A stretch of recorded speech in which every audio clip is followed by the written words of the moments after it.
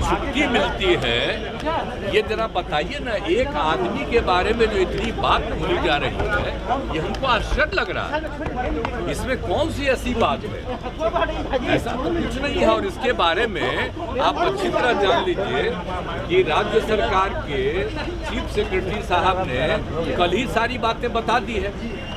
लेकिन अगर आप लोग इसको जानना चाहते हैं, जरा बताइए। आप सोच लीजिए, ये जो है नहीं, केंद्र का जो घोषित हुआ था,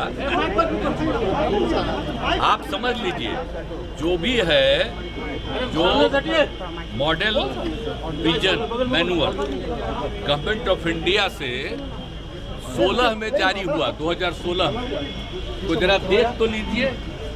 ये 16 वाला है, इस कागज को देख लीजिए कि आपको ये पता चलेगा क्या कि कोई आईएएस ऑफिसर का मामला हुआ तो उसमें उसको सब दिन के लिए रहने का प्रावधान है इसमें। और कौन राज्य में है? बिहार में था। लेकिन ये बात देखा गया कि ये जब है ही नहीं इसमें, वो खत्म कर दिया गया। और बताइए वो आदमी कितना दिन हो गया है उसका? 15 साल से भी ज्यादा उसका हो गया। और सब तरह से बताइए, राय लेकर के किया गया है। तो एक एक चीज को आप देख लीजिए। अब सुन लीजिए कि आजीवन कारावास में बंद कैदियों की वास्तविक अवधि 14 वर्ष एवं परिहार जोड़कर 20 वर्ष पूर्ण करने के उपरांत कारा से मुक्त करने का प्रावधान जो हम बता रहे हैं। अब आप देख लीजिए, बिहार में 17 से अभी तक 22 बार परिहार परिषद का बैठक हुआ और 698 बंदियों को कारा मुक्त किया गया।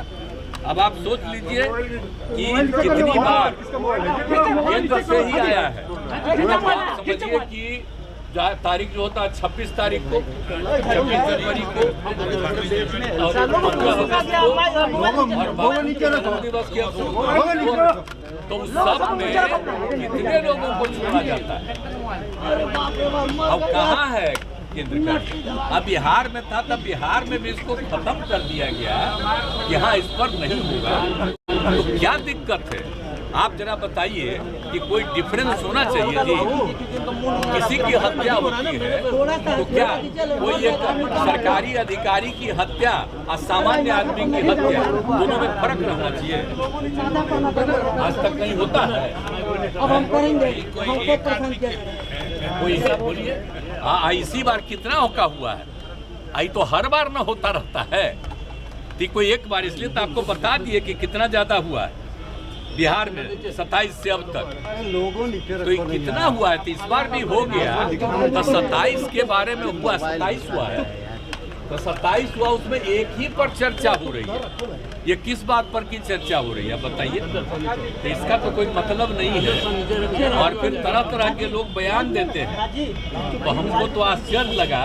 तो हमको ये कहना उचित नहीं है। तो ये आप लोग जरा फोटो देख लीजिए, तो जो बोल रहे हैं उनका कब का है, फोटोआ देख लीजिए। देख लीजिए फोटो, ये कब गए हैं आप समझ लीजिए। ये मांग कर रहे थे कब? इसी महीने फरवरी में। आप बोलिए ये हो गया है, आप विरोध कर रहे हैं। तो पूरा का पूरा देख लीजिए। हमको तो आश्चर्य लगता है। किसी ने ये सब भेज दिया था, हम सब लोग मांग करते थे। जो इसमें नहीं हुआ था तो कितने लोग इसका डिमांड कर रहे थे कि होना चाहिए। तब हो गया, तब उसके बाद आप विरोध कर रहे हैं। तो इस विरोध का कोई मतलब नहीं है।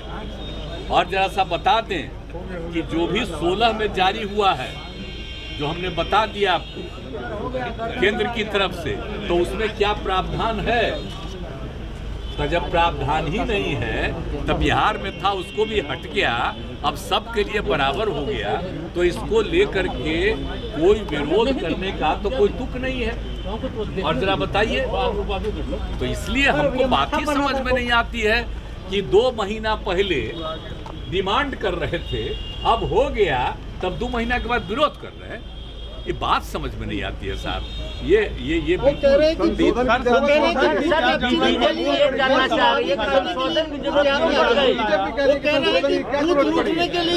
चुनावी फायदे के लिए आपने छोड़ा, अरे आप बताइए तो पूछना चाहिए ना, जो लोग ये सब बोल रहे हैं उन्हीं से पूछना चाहिए कि आपका डिमांड क्या है। केंद्र सरकार छोड़ता ही है।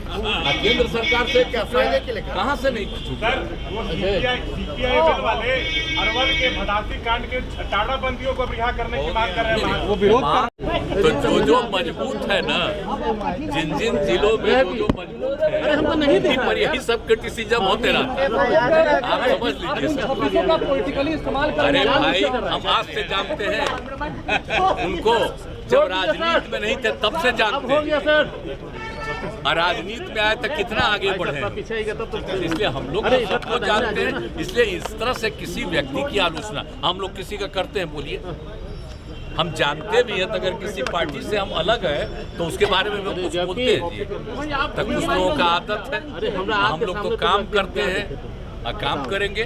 अब आप बता दीजिए, तो जो आप लोगों की इच्छा थी इसको रिलीज किया गया, तो उसमें कहीं से कोई गड़बड़ी नहीं है, बिल्कुल जेन्युइन है और सही। लेकिन फिर तो आग्रह करेंगे।